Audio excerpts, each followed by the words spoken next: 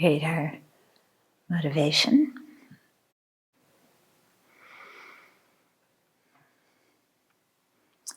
So take one thing that you had today, and one thing that you used today. Let's say your computer or one of your devices, and consider how many living beings' energy was involved in creating all of the parts for that and assembling it and even designing it. Just consider for a moment people who are very technical, who design it, people who are very skilled with their hands or work in factories that make different parts of it. Some of the people live here. Some of the people live in many different countries.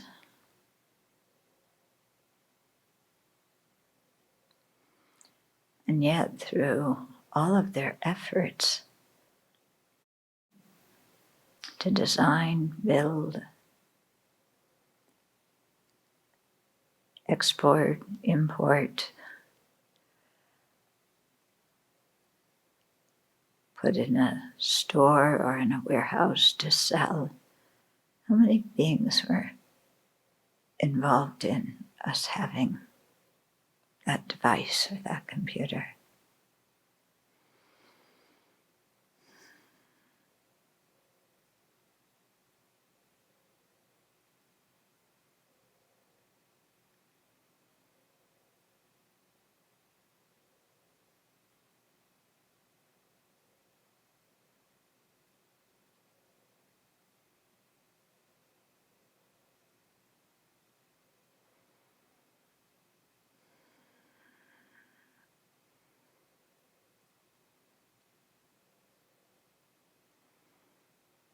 And then think of all the people involved in designing the software.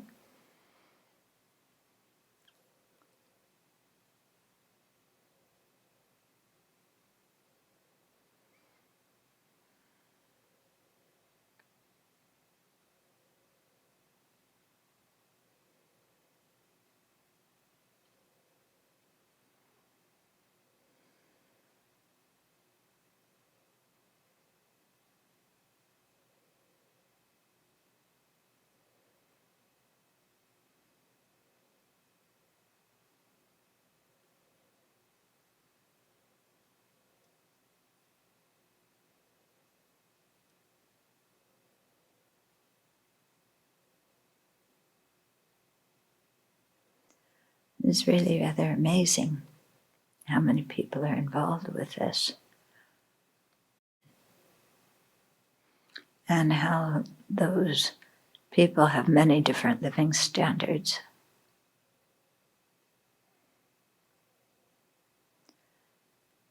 And the fact that we don't know them. And yet, through their dedicating their life energy in making these things that we use, we have so many things to use.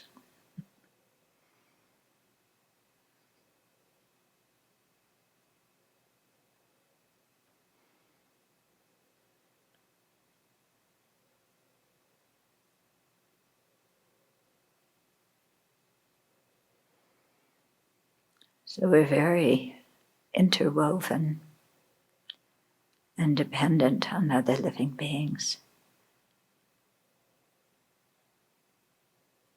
And the fact that they put their energy out and we benefit from it means that we are dependent on their kindness.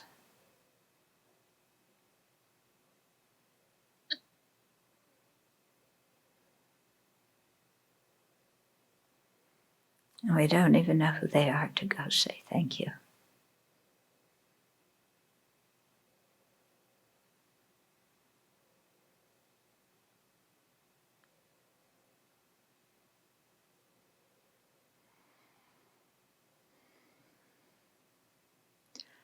So having a sense of that dependency, that arises a feeling of want to contribute our share to this interconnected web of mutual benefit.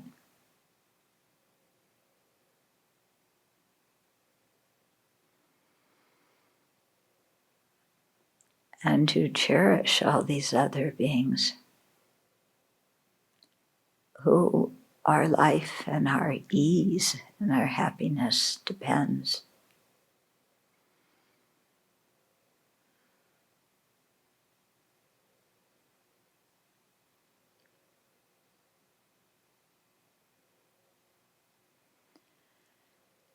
And in that way, have the wish to repay that kindness and let that build up so that it becomes the bodhichitta motivation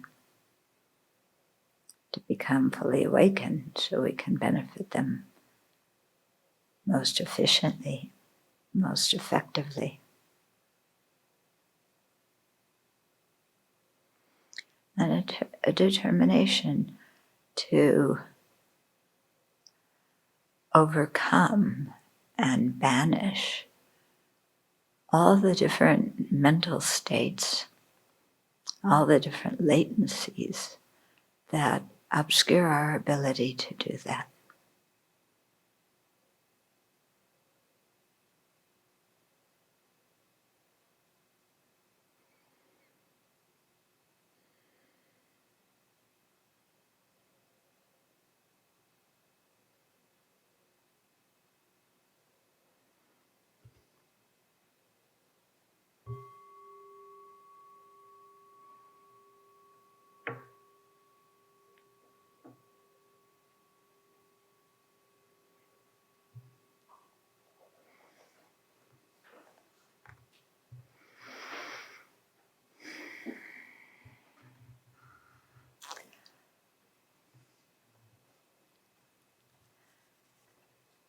So there's a small stereotype breaking event today. As somebody mentioned at stand-up meeting, our neighbors took in two people from Blanchard who they didn't know when the fire in Blanchard started and they had to evacuate. And when one of you asked kind of, well, why did you take in somebody that you know? He said, unconditional love. Really beautiful. And today, when we were driving back, I looked and he has a US flag, and beneath that, a bright red Trump 2020 flag.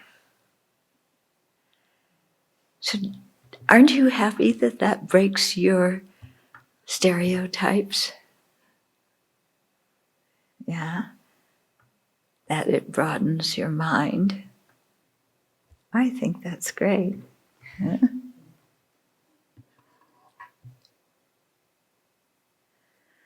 So if you hang on to your stereotypes, are you going to smile at that person or growl at that person? Because you approve of one thing, but you disapprove of the other. And what we approve and disapprove of is of inherent value and determines who a person is and what their worth is.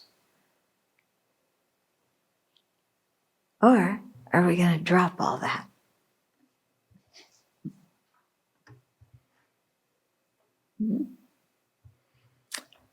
Okay, so we've been talking about karma and its effects.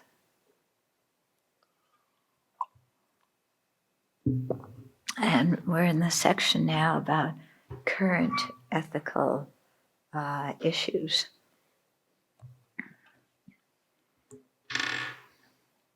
So it's interesting as we go into each of these and read His Holiness's comments, we may notice that he doesn't make any hard and fast pronouncements. And we want hard and fast pronouncements. Okay? And he doesn't make any. And most of what he says is, it depends on this and it depends on that. It depends on the other thing. And even when he lists some of the things it depends on, he still doesn't tell us what the pronouncement is.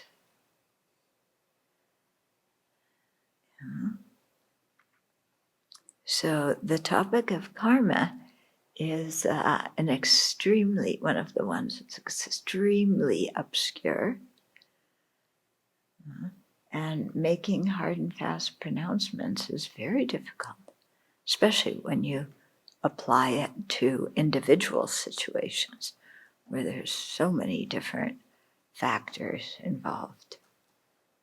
But still, it's helpful to think a little bit about these issues in general, because most of them we either have or will encounter in our lives, because they're, what are coming up in people's lives now.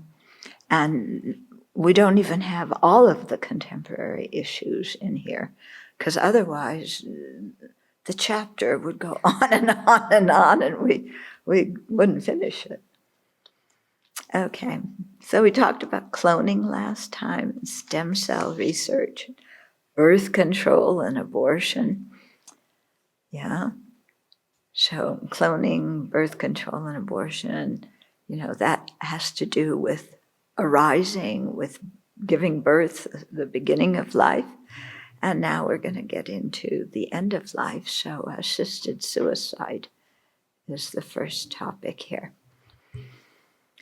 So His Holiness says, it may happen that a family member has a terminal illness and experiencing great pain asks for help in terminating his or her life. Assisted suicide is difficult and complicated.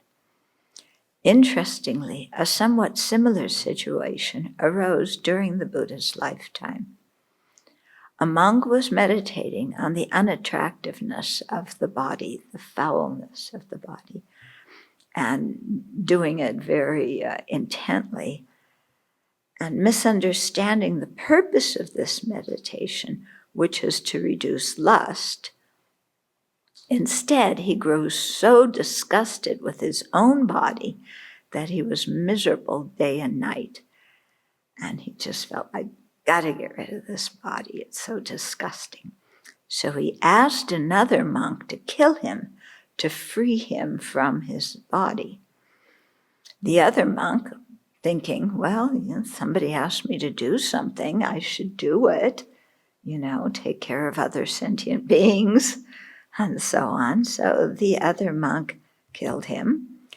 And when the Buddha heard about this, he established the precept to abandon taking life and encouraging death, which was the first of the parajikas to be established. This was the first time, because in the first 12 years, there weren't established precepts because people knew how to behave. This event, it wasn't the first.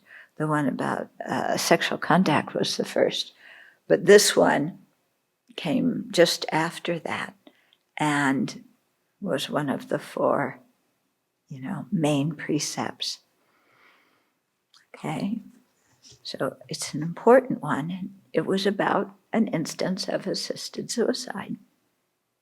So it's not even going and killing somebody because you hate them. Yeah, which everybody would agree, that, killing's bad, because you imagine somebody who's very angry and vindictive going out, torturing somebody and killing them. And this person is not angry and vindictive. They're doing something that the other person wanted. And yet, it's a very important precept that we should not violate. Okay? So it's a good example of don't do everything people ask you to do. Don't give them everything they want, because it could be bad for them or non-virtuous for you. Making a decision to put someone out of their suffering is difficult when we do not know where he or she will be reborn. When we take rebirth into account, we see that assisted suicide does not stop all suffering. Yeah. So many of the people involved, that's your motivation. You don't want to see somebody you care about suffer. And yet, because of not having a large world view, yeah, then you think that, assisting them in suicide would meet their wish to be put out of suffering. But it doesn't, because people get reborn, and according to karma, the dukkha of samsara continues.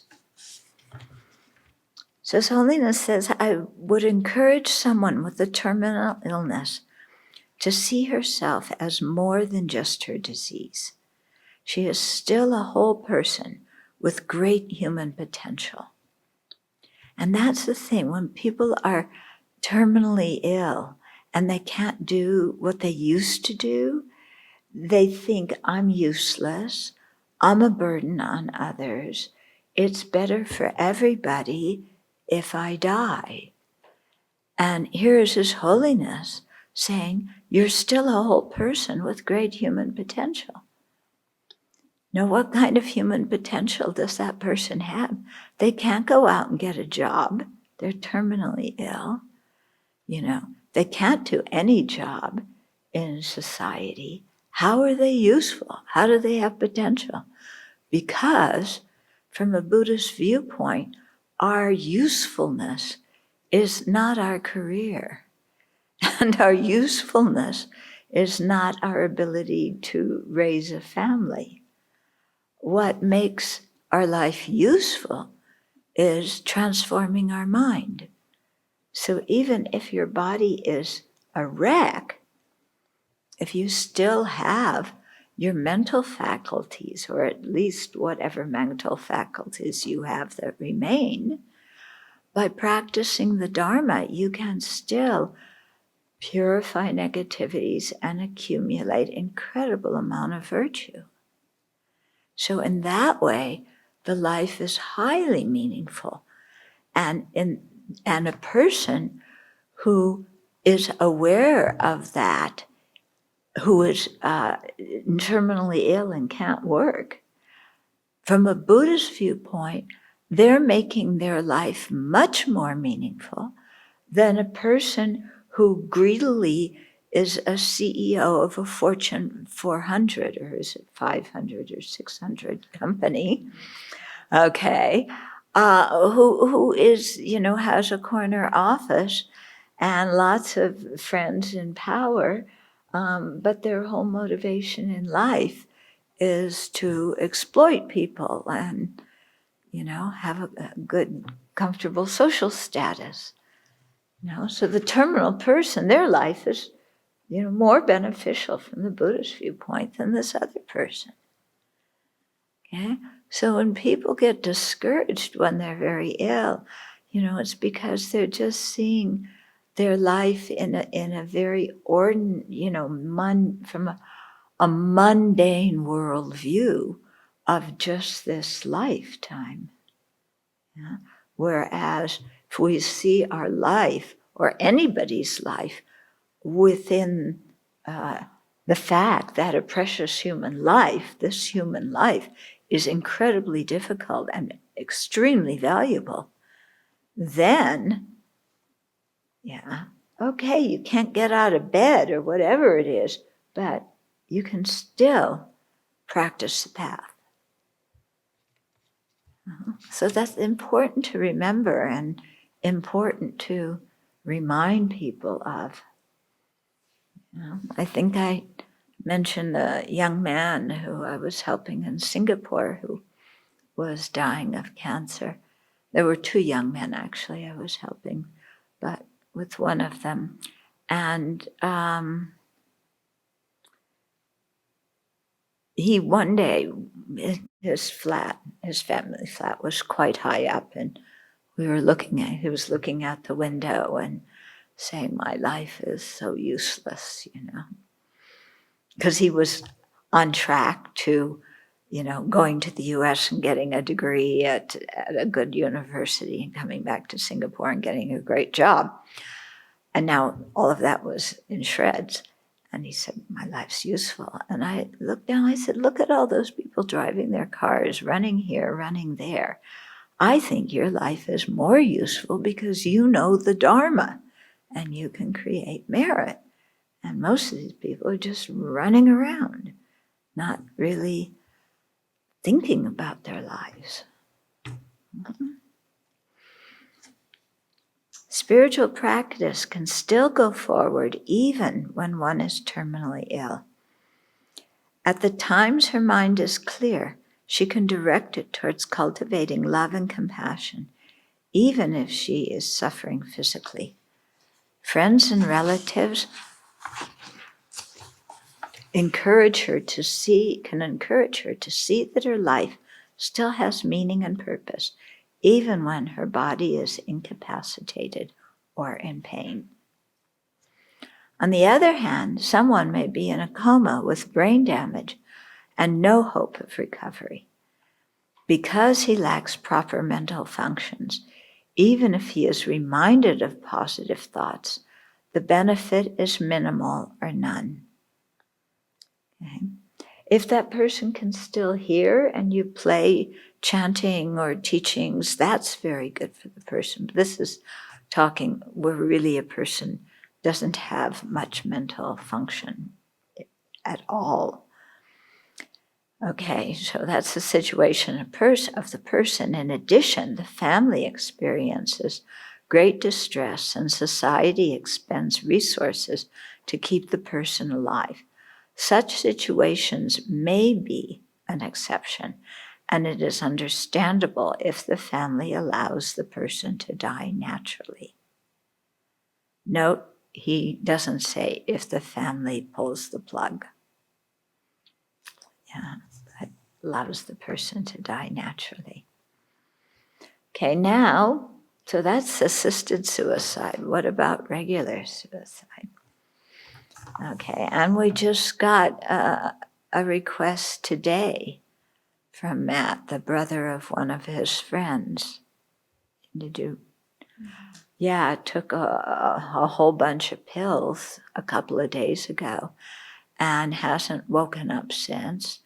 His pupils aren't responding. His kidneys and his liver are failing. My guess is he's probably on life support. And the family is going to be faced with the decision of pulling the plug or not, which is a horrible decision for the family.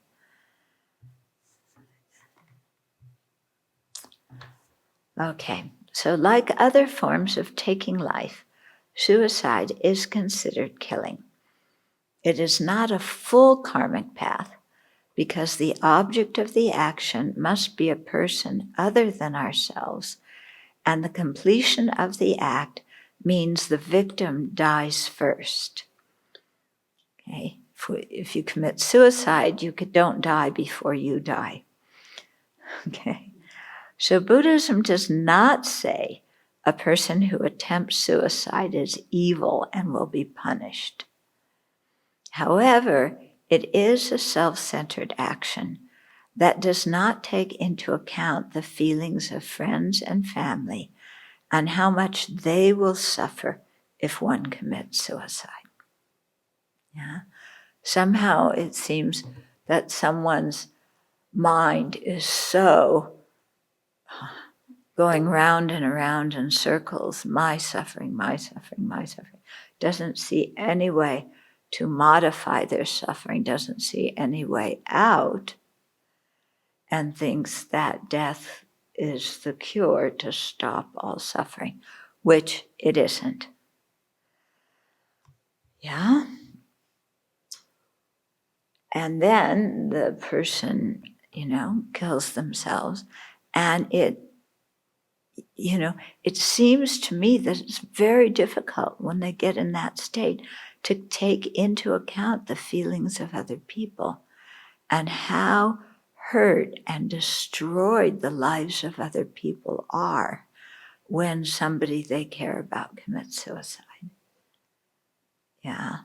The family, in addition to the regular kind of grief people feel, the family and the close friends tend to self-recriminate. Yeah. I should have seen this coming. I should have done something. If only I had done da-da-da-da. He or she would not have done d-d-d-d-d. And then that person or those people torment themselves with all this, what if I should have been able to stop it? When, many times they don't even know. Yeah. It seems that the people who let other people know that they're considering suicide don't actually do it and complete it as much as the people who don't talk about it and just do it. So it's so hard, on the person themselves and on the family. I remember one time talking about this, and somebody wrote in a comment and said, it sounds like you're blaming the person who is suiciding, and criticizing that person for being self-centered. And shouldn't you have more compassion for a person who's suffering that much that they want to kill themselves? So that person definitely has a point. I am not criticizing them and blaming them. I'm saying what a tragedy it is and pointing out that what I'm pointing out is the disadvantages of the self-centered thought and how that thought can overtake us and make us suffer and make other people suffer as well. So I'm not trying to make the person add to the suffering of the person who wants to kill themselves by telling them that they're bad and evil and sinful and selfish. Okay, that's not my purpose.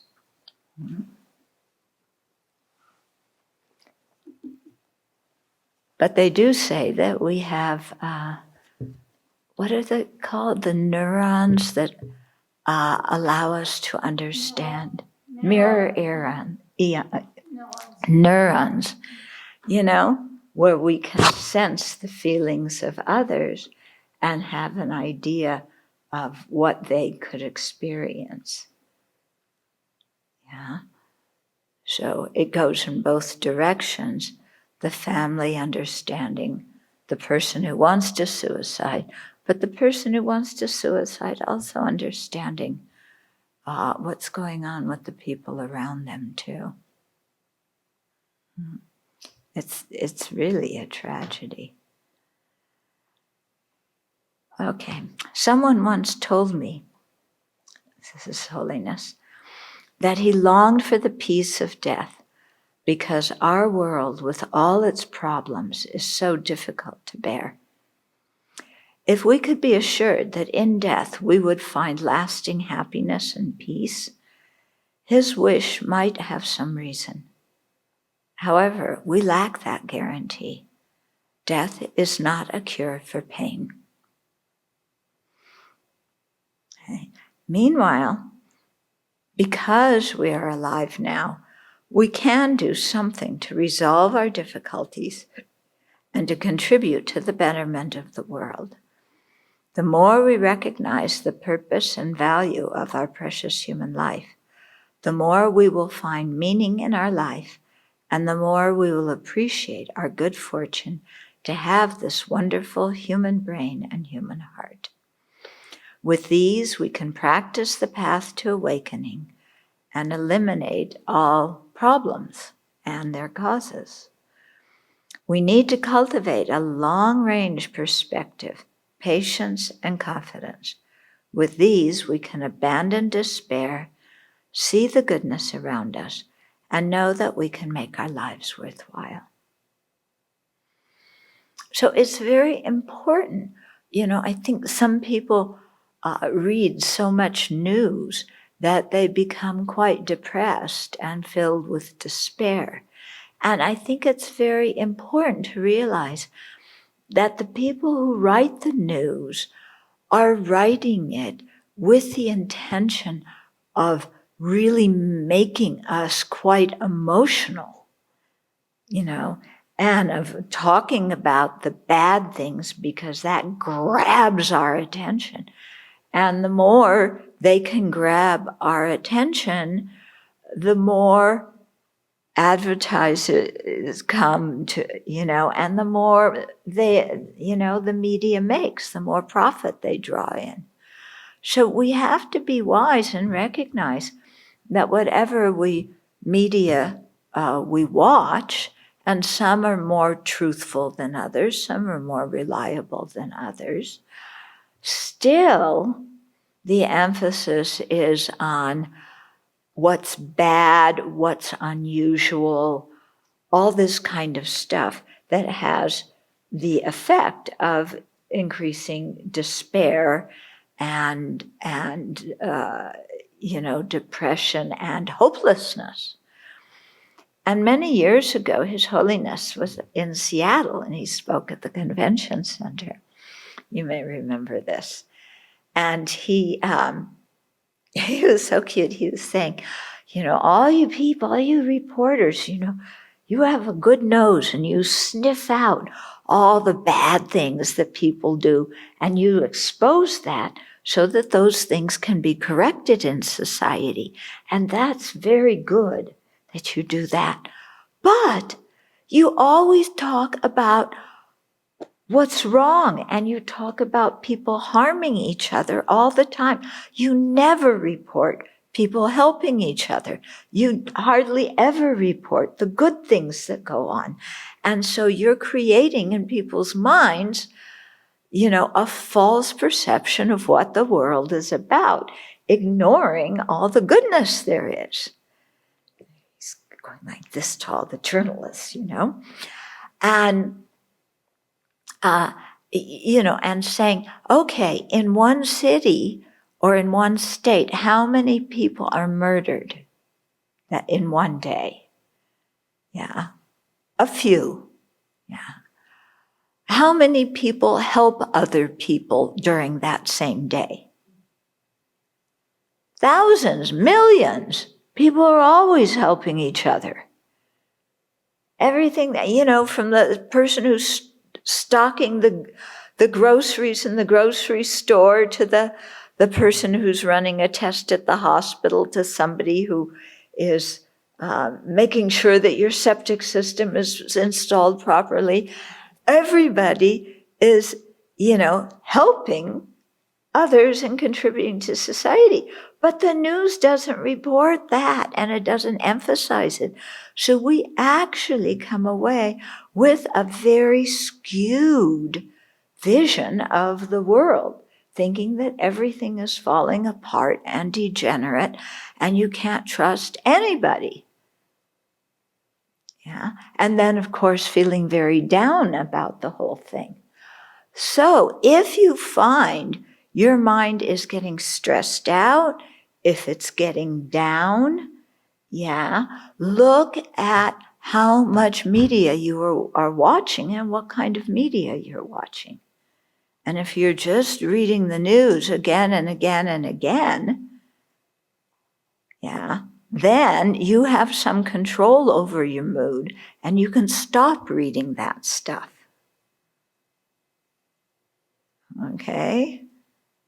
So just check how your mind is instead of just saying, oh, it's the pandemic, and so we're stressed because of the pandemic.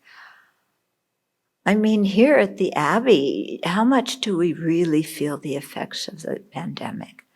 Compared to most people in this country, we do not. Yeah. Like somehow, I don't know how, we happen to be so fortunate. And yet, what do? We read the news and then we get discouraged and upset and despair and how I'm so stressed all the time and and we whine and we complain. And yet, even in the middle of a pandemic, even in the middle of the craziness of the upcoming election, people are still helping other people. Yeah. And people are still trustworthy, to different extents, but we can trust other people. And people are still kind. And people help each other. So don't let your mind get skewed in that kind of way. It's very unrealistic.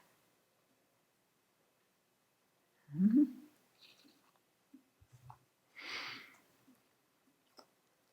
Okay, meanwhile, because we are alive now, we can do something to resolve our difficulties and to contribute to the betterment of the world. Okay, so we may not be able to stop the pandemic. Yeah, there's a lot of things going on that we can't stop, that we can't help make better. But there are some things that we can. And we cannot snap our fingers and cure things. As one person, we cannot save the world, for people who have savior complexes, that, I should be able, to go out and, become president and change the whole world. Yeah, really? You think? Yeah? You think you can do that? You think anybody who becomes president can change the whole world by themselves without any help? Okay, so what we have to do is see where our sphere of influence is and what we're good at doing, and then contribute in that way. Okay, so we sometimes think, oh, I wish I could do this and this and this and this and solve everything, but I don't have the nerve to do it. I don't have the resources to do it. Oh. We all work in our own ways. And I think it's very important to understand, because this mind that says, I want to change the world, it sees ourselves as a leader and thinks that leaders are more important than anybody else. Okay, a leader is only a leader because the followers give them the influence and the power. A leader is completely dependent on their followers. Read chapter 4 of Aryadeva's The 400. Okay? A leader is not some inherently existent person who can control others. They're dependent on the followers. Yeah. And we have all this leadership training now. Everybody has leadership training. I think we should have follower training, because a leader can't do anything unless there's good followers. If the followers are flakes, the leaders may have fantastic ideas, but nothing gets implemented. because the followers are, nah, I don't like this, I don't like that, so-and-so called me a name, no, they don't like my idea, people don't appreciate me. I'm not going to do this because I'm always assigned to do this task, and I want a better position. I want to represent the whole NGO. I want to represent the whole, philanthropic organization. I want to be somebody, but I'm just at the bottom, sending out emails and wrapping packages, and I'm just useless and they don't appreciate me. Somebody who thinks like that, it's ridiculous. Because if there's nobody doing those kind of works, the leader can have all the fantastic plans they want and absolutely nothing happens. Yeah, because a leader is one person and can't do everything by themselves. So I think we should have follower training, because there's many more followers than leaders. And if the followers are good and the leader is good, then everybody can do so much together. So with these, we can abandon despair, see the goodness around us, and know that we can make our lives worthwhile. Next one, the death penalty. Criminal actions that harm others create destructive karma.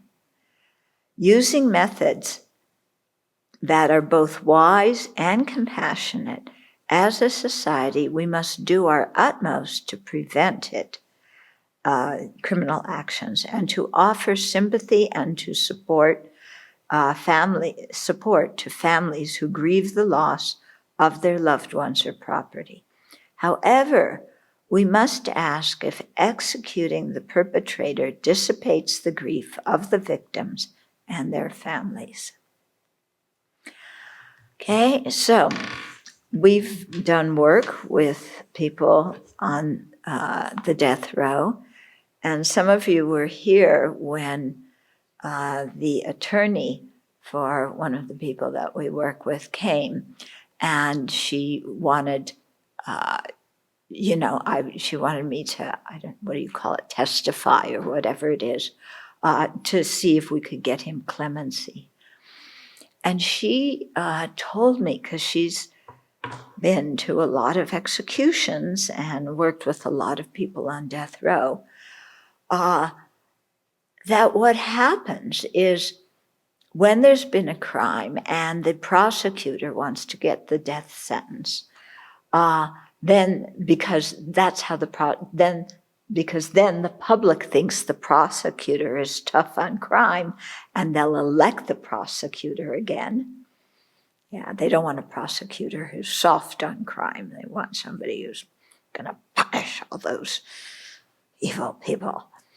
And so what they do with the family is they really talk to the family and tell the family that when the perpetrator has been put to death, then justice is complete and they will feel relieved because the person who harmed their loved ones has now been killed, executed, and what that person did to their loved ones, now society is doing with them. So they will feel relieved and complete so that they can put the murder down or whatever it was. They can put it down, they can heal. That's what the system tells the family. And Susan told me at all the, that they build this up, the family comes to the execution, the person is executed, yeah. Maybe they're interviewed in the parking lot afterwards, maybe not. But even if they are, after that, the prosecutor, the system completely drops them.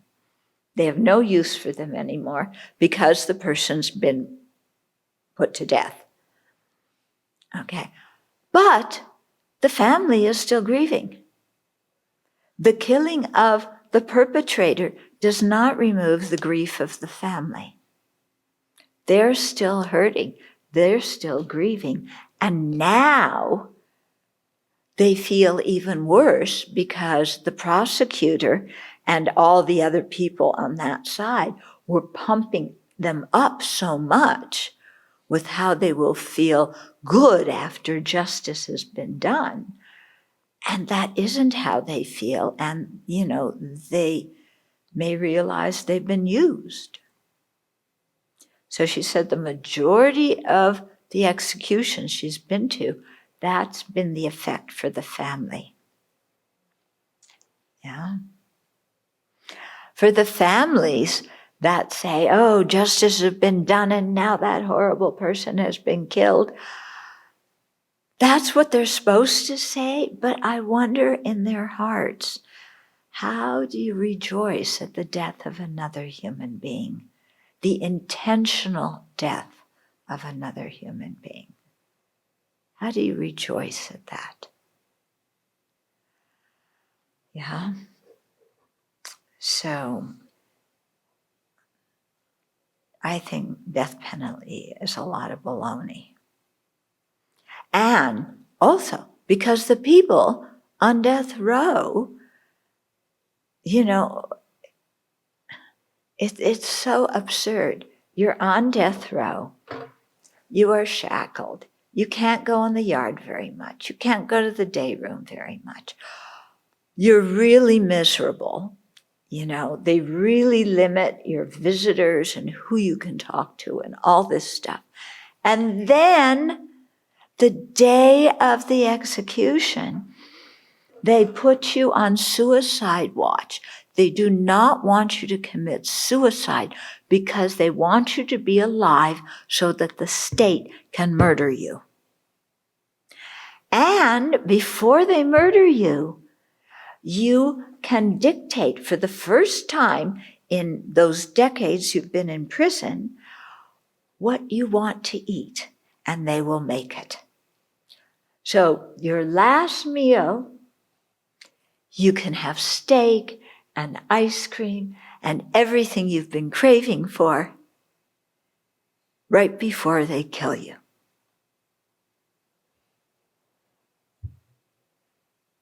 Yeah. It's so absurd. Yeah. And very often the people on death row are the ones who really make an effort to change, because they know that they're not getting out of that prison alive. Similarly, with the people who have a sentence of life without the chance of parole. When I was at San Quentin once, and one guy said to me, yeah, we all know we're not getting out of here alive, and we have to make a life in here. And so they know to make a life, they have to change. Yeah. And a lot of these guys do change, but they are not given another chance in society.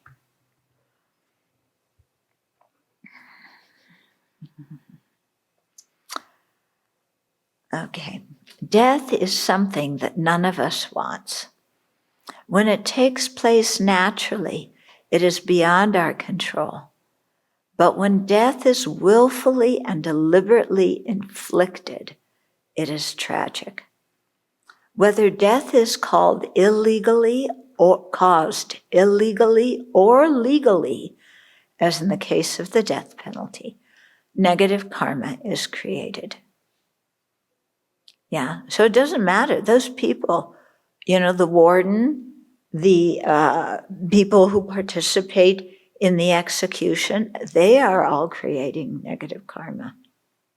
Whole lot of them. Yeah. Even if we don't consider the karmic consequences in future lives, many disadvantages of the death penalty are evident now. A society may allow the death penalty in order to punish offenders, prevent them from reoffending, and deter other possible offenders. Research has shown, however, that executing offenders does not accomplish these aims. Okay? So it's designed to punish people, but after you've killed them, the punishment is useless. Okay. Prevent them from reoffending. They're already locked up. And deter other possible offenders. It doesn't deter them, because the people who murder other people, and that's the primary reason why somebody gets death penalty, is not the only reason, but the primary one, is, it doesn't prevent people, it doesn't prevent anybody from offending, because the people who offend, they aren't thinking in that moment, oh, if I kill somebody, I'm going to go to prison, or I'm going to be on the death row. No, they're too emotionally out of control at that moment, motivated by fear or hatred or who knows what, and they don't think of the consequence of their action.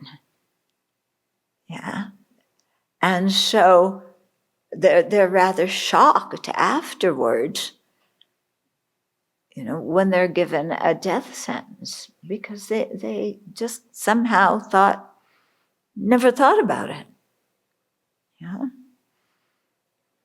And, you can understand that, because how many stupid things have we done in our lives where we didn't think about possible results until the results started coming? And then we were, wait a minute, how come this is happening? Oh, I did that. Except we never thought that beforehand. Okay. It's quite beautiful in Precious Garland, Nagarjuna's text. He has a whole section about how to deal with offenders. And he talks about releasing them when they're ready, giving them good medical and dental care. And if somebody is really hopeless and you really can't trust them, you banish them to another area, another country. So not so that you get rid of them in your country, but so that they can go somewhere where they're not known and start over again. Quite amazing what Nagarjuna said. This thing of let's punish people, which is often a big political stunt to get elected. That's what happened. Who was Clinton running against at the beginning? The first, George H.W. The first George. Okay. So, so they were each trying to top each other in, being tough on crime. And that's a good way, because when you make the population afraid, then if you make yourself tough on crime, people think that you're on their side and you're going to protect them. So it's all really fear-based. And if the money that was spent imprisoning people, because it is extremely expensive to imprison people, especially for life, very expensive. If they use that money instead to rehabilitate people, it would be very different. Some of those people, would be ready to come out and, be responsible citizens. But there's so many things that need to be taken care of in society that are so mixed in with the whole prison system, How did the people get there to start with? Poverty, why is there poverty? Lack of proper education, defunding schools, not paying teachers proper salaries, I mean, there's so many things that are all intertwined. Yeah. So a lot of things need to be corrected. Okay. I believe, this is His Holiness, I believe that human beings are not violent by nature. Unlike tigers, we are not naturally equipped with sharp teeth and claws for killing. The basic nature of each sentient being is pure. Human beings become violent owing to their afflictions, which exist in all of us.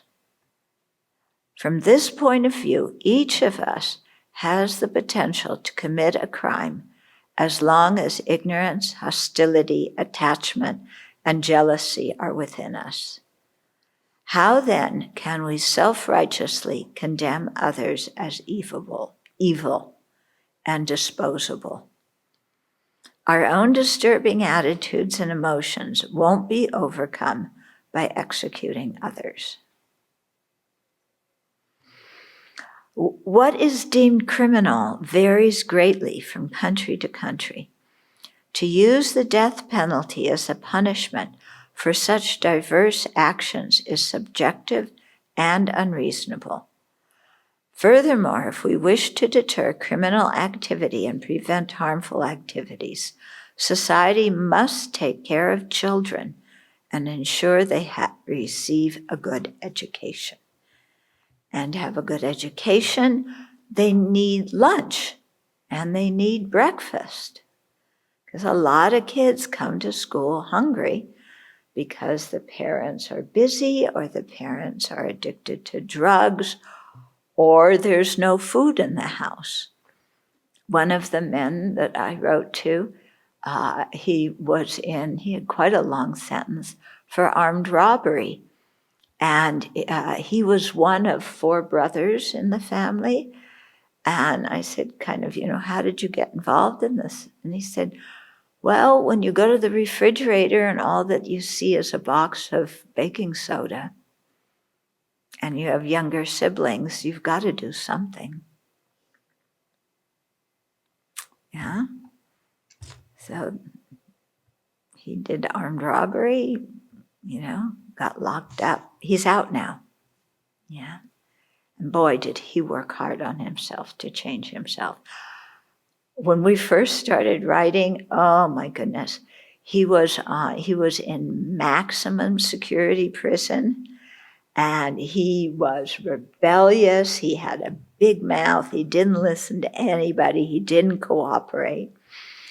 And at some point, he just decided he needed to change.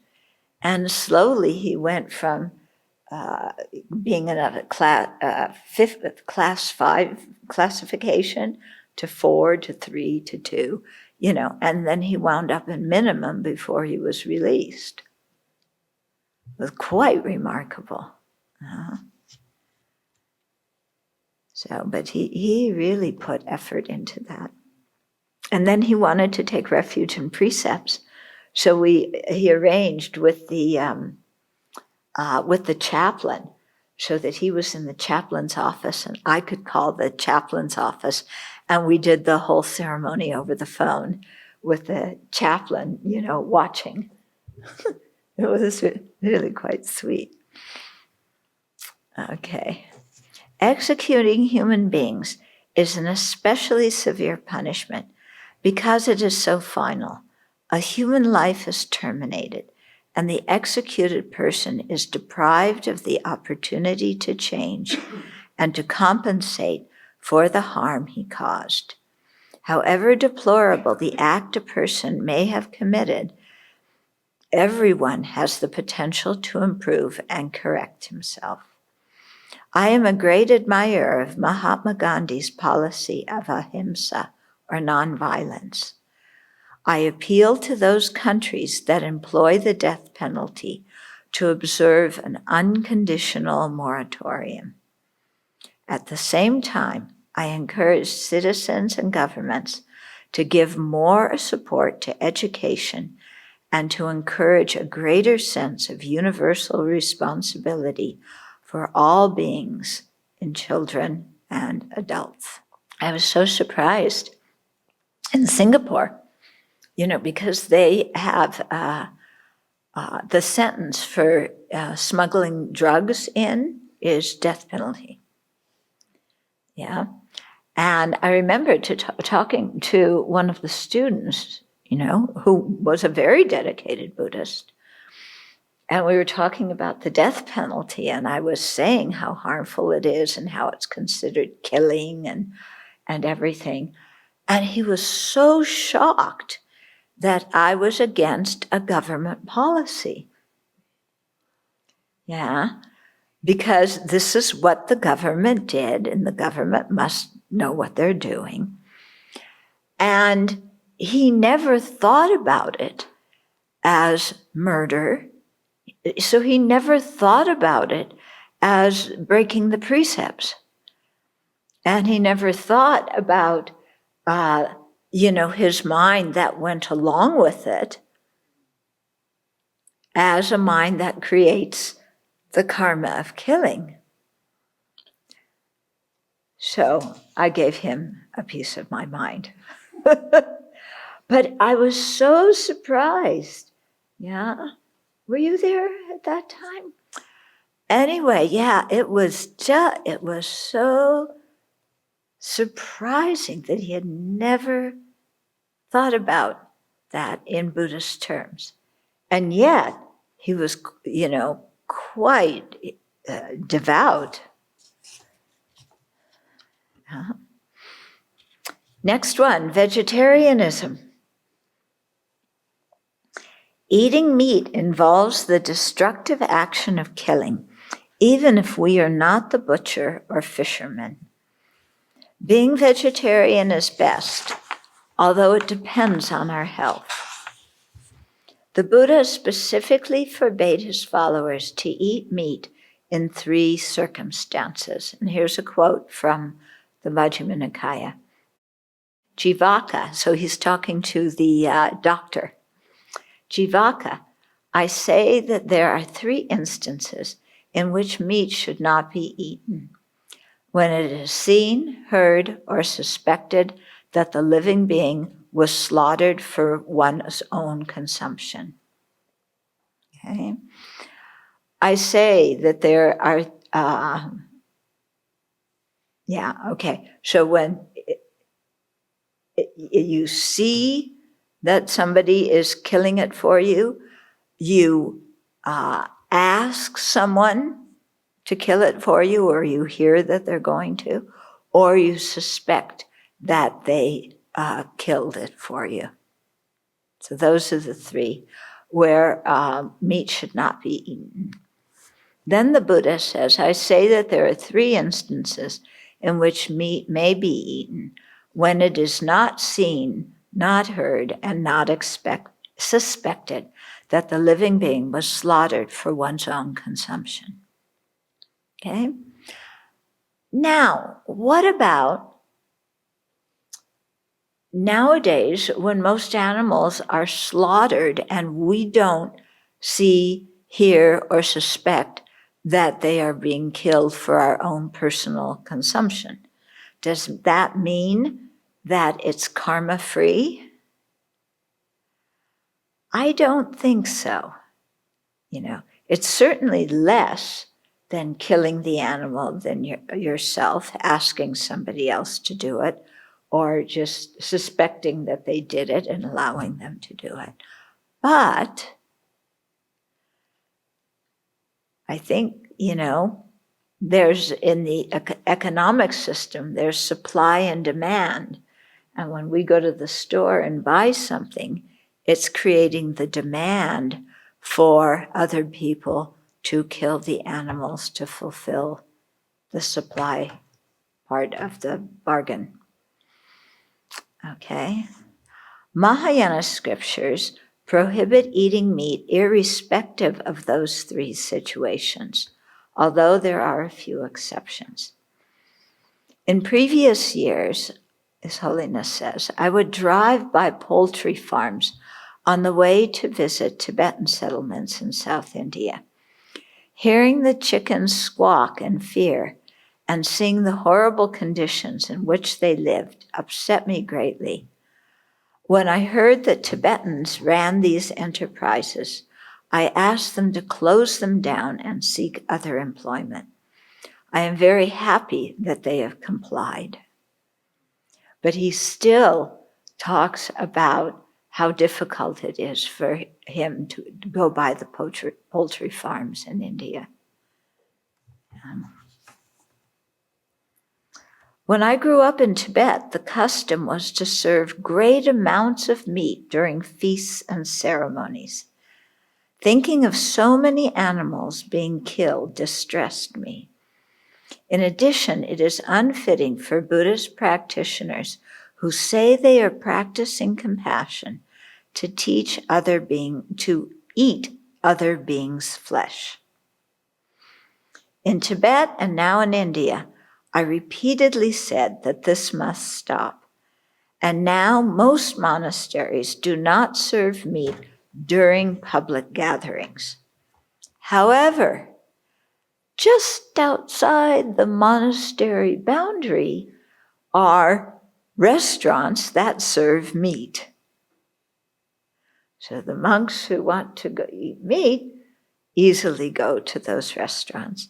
And some monasteries have stopped serving meat completely. Others will still serve it from time to time. Similarly, only vegetarian food should be served at gatherings at Dharma centers. Yeah? So at Dharma centers in the West, only vegetarian food should be served.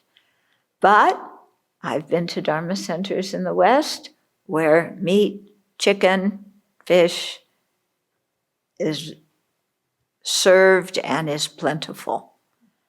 Yeah. So don't think everybody listens to His Holiness. They don't. Okay.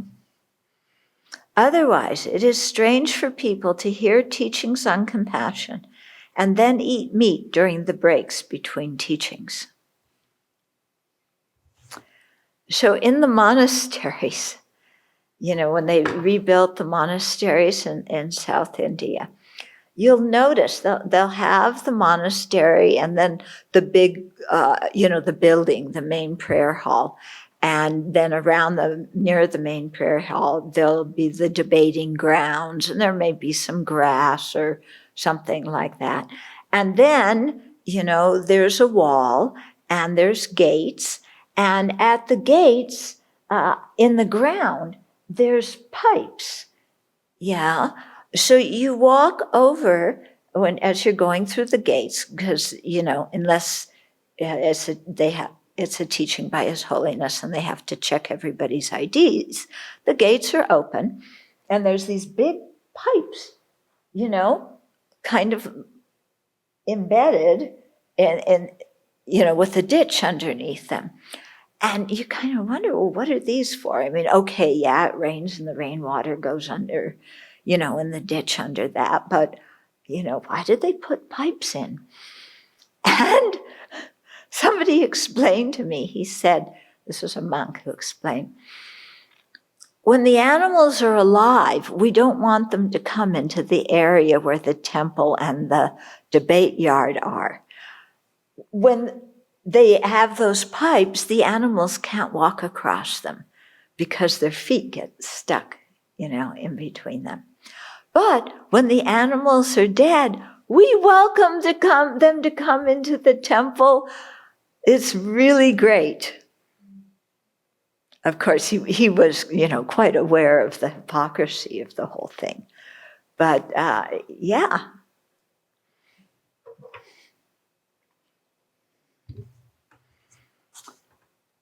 Okay. So similarly, only vegetarian food should be served at gatherings at Dharma centers. Yeah, otherwise it is strange for people to hear teachings on compassion and then eat meat during the break times between teachings. Many people can be vegetarian without adverse consequences to their health. They take care of their diet and live in a place where they can procure healthy food. I would prefer to be a vegetarian.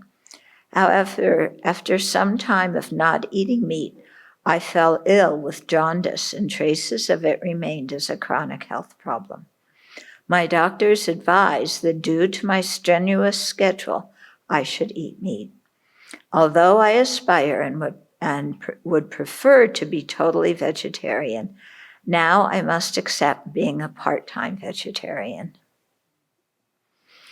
If those with health problems find it difficult to avoid eating meat, eating the flesh of large animals will prevent fewer living beings from dying.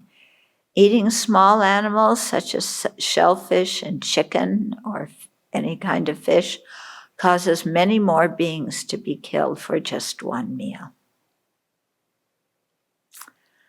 Okay, now, next one.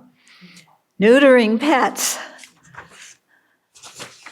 Okay. From one perspective, spaying and neutering animals is seen as cruel. But from another perspective, when there are so many dogs and cats that they all suffer, don't have enough to eat, and spread disease to one another, there may be a good reason to spay and neuter animals. This is now done in Dharamsala, where I live. But I also remember somebody in a break time between teachings going up and asking him specifically about this, and he would not give his stamp of approval to it. Yeah, he said there's these kind of conditions and these kind of conditions, where people may want, think it's the best thing to do, but he would not say, yeah, go ahead, that's fine.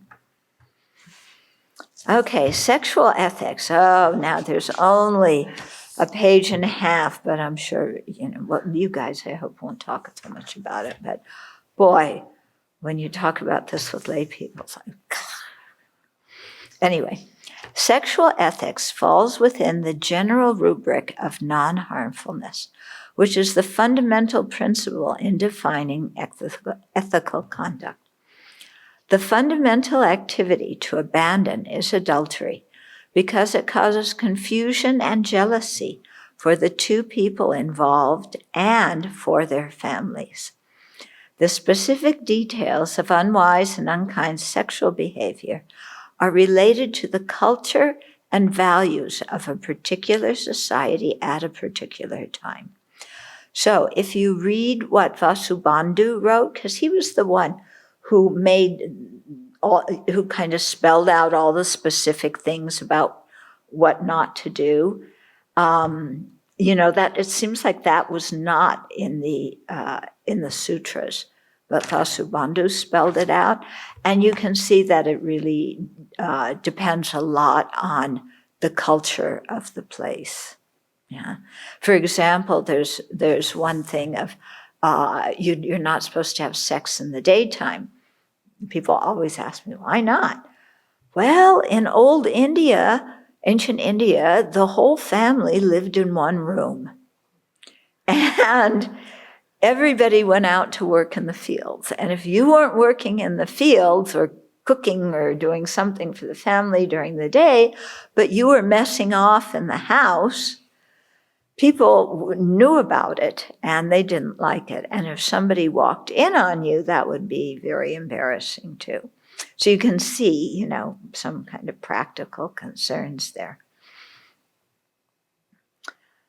Okay. In ancient times, going to a prostitute was not considered sexual misconduct if the customer paid her properly. That one just makes my blood boil, almost, figuratively, okay? However, present societal values, by and large, consider prostitution exploitation of vulnerable people. Young girls are sold into prostitution, and runaway teenagers are manipulated into it. Single mothers living in poverty turn to sex work to put food on the table for their kids. It is not the women and children who are at fault here, but the pimps and johns who keep the system going with the excuse of helping these poor women and girls by providing them income. If men's intention were to help women and children, they would give them a safe place to live, an education and job training, not make them into prostitutes. Prostitution is also a social issue rooted in poverty and lack of respect for other human beings. And usually, who do they blame? The women. They arrest the women. Why are the women out there? Because of the men. Yeah. If the men didn't want to go to prostitutes, the women would not be prostitutes. Yeah, you have your supply and demand thing again here. If a person voluntarily chooses to earn their livelihood through sexual services, and those services do not damage oneself or others in the short term or long term, the situation would not be considered sexual misconduct. Because every once in a while you get some prostitutes who say, this is my job, this is my career, I don't want to stop, and it doesn't bother me at all. So that applies to those situations. But, the whole thing of especially trafficking children and teenage girls, and women with, because one of the things that they often do is the people who maybe they're getting beaten, mistreated at home, they run away, or they, take a bus to the nearest main city. So the pimps hang out at the bus station and look for the girls and the women who look forlorn and, and alone. And they take them in and they give them food and they give them drugs. And they get them hooked on drugs. And then the girls and the women become dependent on the pimps for their drugs and for the money to buy the drugs. And it's a vicious cycle, and it's quite horrible, And it really ruins the women's life and their sense of self-esteem, not only because they're prostitutes, but because now they're drug addicts too. Gays and lesbians are widely accepted in Western societies, and there is increasing support of their equal rights in housing, employment, marriage, military service, participation in religion, and so on. In these societies, homosexuality would not be considered unwise and unkind sexual behavior when practiced in a respectful relationship and with protection against sexually transmitted disease, just as in a heterosexual relationship. The main point, whether one is straight or gay, is not to hurt others either emotionally or physically through one's sexuality. Everyone is advised to avoid sexual relationships that are manipulative, inconsiderate, or that can be emotionally or physically damaging to one or both parties. Safe sex with the use of condoms is a priority in upholding the Buddhist principle of non-harming. Nowadays, pornography is widespread, especially via the internet. Material that reduces human beings to sexual objects harms both the viewer and the viewed. It stimulates undue lust that easily leads to inappropriate sexual behavior, especially in the case of child pornography. Instead of receiving love and support from adults, these young people are objectified and seen as the sexual playthings of lustful adults. Their self-esteem is severely damaged, and they lose trust in adults. Spouses may be offended and lose respect for their beloved life partner who looks at pornography. The state of mind that objectifies others and makes them into sexual objects for one's own pleasure is the opposite of the love and compassion we are trying to cultivate on the spiritual path. It inhibits opening our hearts towards others and destroys our happiness now and in the future. Anybody have issues with any of that? Because this comes up a lot, and so you need to know how to answer this question and why it's like this. He mentions that if someone voluntarily chooses to earn their livelihood through sexual services, it would not be considered sexual misconduct. But it seems that it could be, because if a client comes and that client is married. Yes, then it could be. Yeah. So. But, I don't know how many of the clients tell the prostitutes that they're married or not. Yeah. And do the prostitutes ask? Yeah. Uh-huh. I have to say, maybe it's just because our culture has been so used to having gays and lesbians in our world, is to put that between prostitution and pornography. It's just an odd thing. I mean, it's just a preference for people, and it sounds like this is, well, we're going to make this normal, we're going to make this okay. It just seems to be an odd thing to put into sexual ethics, when it should be basically what we're saying for gays and lesbians should be said about all sexual relationships, irregardless. So I find it to be inappropriately placed in this and unnecessary. Well, the heading is sexual ethics. So under sexual ethics, you have many different topics. Right. But I would also say gays, lesbians, and straight people should be following these rules, not just the gays and the lesbians. Yeah. I think that was covered back when we did the 10 destructive actions. It's just putting it into this between prostitution and pornography. Yeah, I understand what you're saying, between prostitution and pornography. It was put there simply because it is something. Many people who talk about gays and lesbians, their objection is that it is not morally right. So that's why it got put under the topic of ethics. And it probably would have been better to separate it out, Yeah. I have a question about that same section. So that paragraph starts with, gays and lesbians are widely accepted in Western societies. Mm-hmm.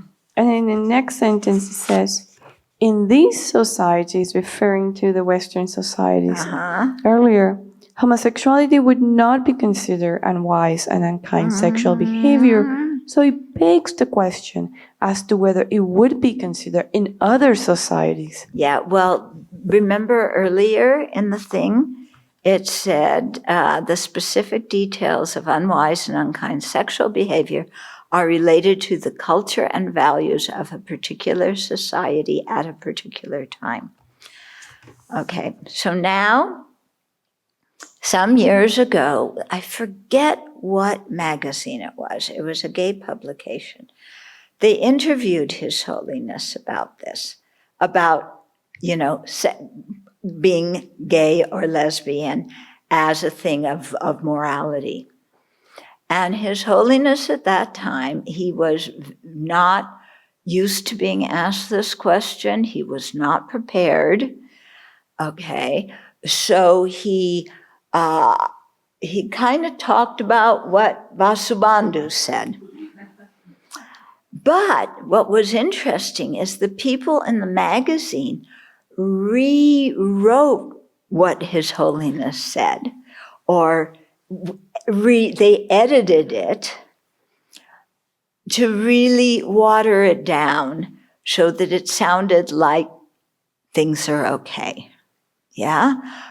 Because His Holiness never wants to offend other people. In Tibetan society, in response to your question, it is not considered okay. And it's not considered okay to the point that if you ask anybody, they will say, there aren't any gays or lesbians in Tibet, in Tibetan society. Yeah. If you say, does any of that go on in the monastery? Oh, no, never. And then you hear stories. So, it's a delicate thing. His Holiness is in a difficult position because on the one hand, he is expected to uphold the entire tradition and everything that the great Indian Pandits said, or find a way to reinterpret them. Like he said, we can Vasubandhu also talked about the world being flat, and he said we've proven that it's not flat, and the measurements of where the sun and moon are don't correspond with what science has. So we can ignore what it says in the scriptures. But it's very difficult for him on something like this, where Vasubandhu said it, and he's a Tibetan. He's representing all of Tibetan society. The Tibetans themselves, just don't think or talk about this.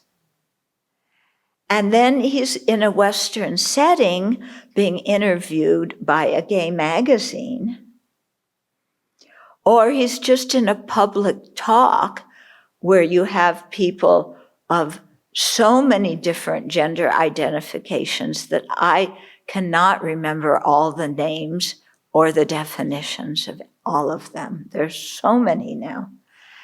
And he wants to say something that is meaningful to the people. He does not want to insult anybody. And he does not want people to feel pushed away. But he's stuck in a really difficult place. So, as the person who was editing this, I tried to write it in certain ways so that, you could see it's okay in one culture, but every culture has its own choice. Yeah. And Western culture 100 years ago was very different too. Even 50 years ago was very different.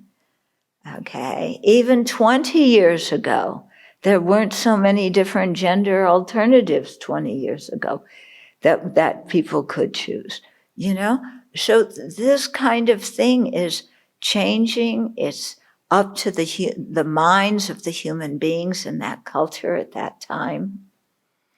But the main thing that he did emphasize is non-harmfulness. And that's the same no matter whether you're gay or straight or this or that or trans or it doesn't matter. Okay, so that's the thing that he was trying to emphasize in here. And it was certainly emphasized when we discussed sexual ethics as the third non-virtue done by the body. Okay. And there's one thing with Westerners that I've noticed,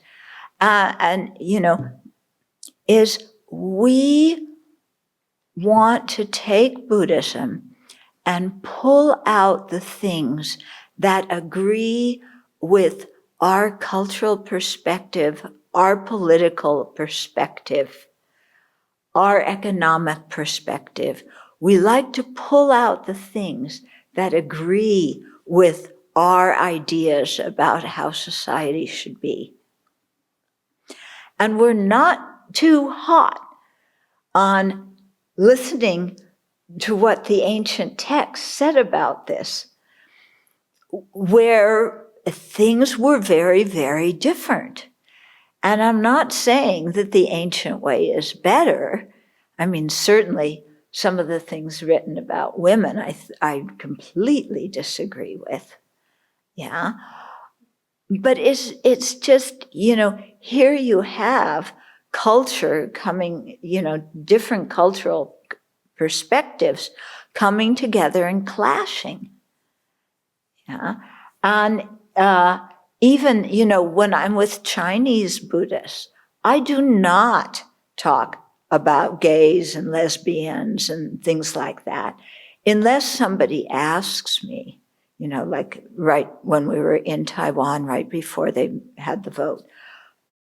But otherwise, I will not bring it up, because in Chinese society, you don't talk about it, and there isn't any, and you're not supposed to be, and yet there are, and people keep it hidden.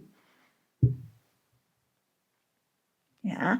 And I don't want to jump in the middle of that, where people are very, very emotional, and where I personally feel that it is something that depends on the individual, on the culture, on the historical time, and so on.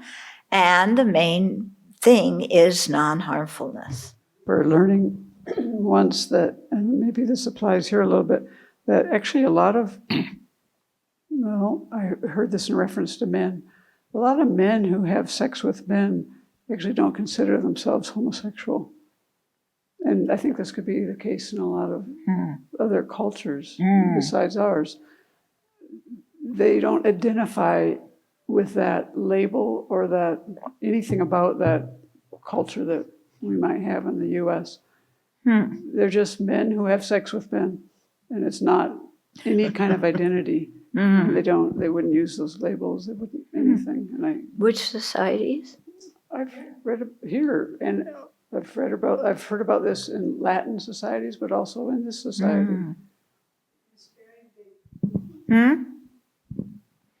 They would not consider themselves gay or bi? No, in fact, when in the era of AIDS, when people finally were understanding what was going on, and there was massive action to prevent infection, and they were targeting gay communities specifically, and they were continuing to see rises in cases that they couldn't understand, and began to identify that there is a whole culture of men having sex with men who absolutely did not identify as gay, and so the material, even the information about the infection, was not reaching them at all. So it had to be developed as a specific kind of education program to let people understand what was happening. So how did they get that out to? Well, I wasn't an AIDS educator, but I do know that it was specifically, it had to be tailored in that way. Yeah. Okay. Okay. So we're going to close here.